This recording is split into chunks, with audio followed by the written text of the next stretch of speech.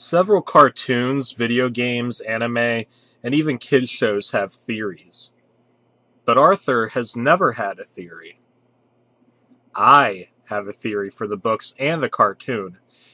But this is depressing, so if you get sensitive easily, I suggest you stop reading this. You've been warned. There once was an 8-year-old boy named Arthur Reed. He was a huge animal fanatic. Then one day in 1917, Arthur fell into a deep depression when his beloved dog, Pal, had been run over by a car. Arthur was heartbroken.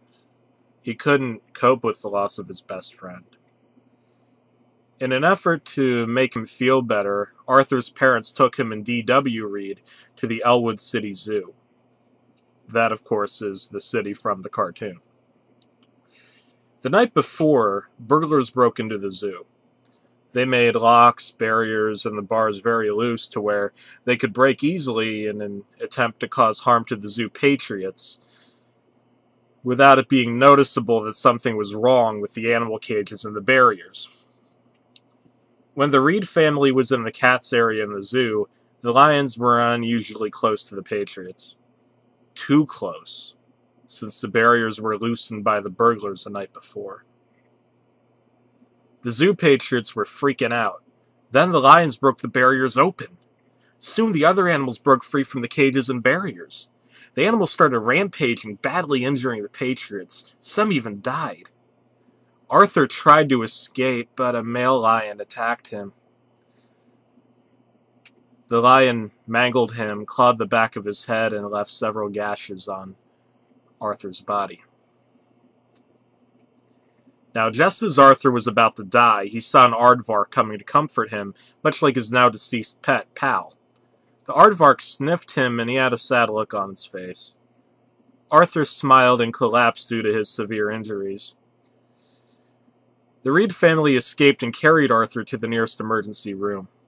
The doctors discovered that he was still breathing, but they were unable to wake him up as he was in a coma. Arthur dreamed that everyone was an animal, still humanoid-like as they were able to talk, walk on two legs, drive, read, and even had minds of their own. It seemed like Arthur was reborn into an aardvark. His life started over from birth to death. Pal was reborn again, and he never died from a car. The Reed family were aardvarks because an aardvark was the last thing Arthur ever saw before he fell into a coma. Buster was a rabbit, while Arthur's other real-world friends were bears, monkeys, cats, dogs, a moose, even rats, including Mr. Ratburn. Arthur lived on through his dream. He graduated Lakewood Elementary, his school in the show. Then high school, he went to college, and he got married to Francine Frensky. They had a family together. At the end of the cartoon episode, and now let's talk to some kids, Arthur and Francine, now old, are watching the Professor Brain show, who was their childhood friend, a bear, and died in 1977 at the age of 76. They then play an old tape, which they appeared on a segment of the show The Magic Toolbox. Francine says, "And there's Buster Baxter. Whatever happened to him?" Buster, unknown to Arthur and Francine, had died of a heart attack in 1988 at the age of 79. Arthur eventually died in 1993 at age 84 of natural causes, while Francine died in 2001, 2 weeks before her 92nd birthday, also of natural causes.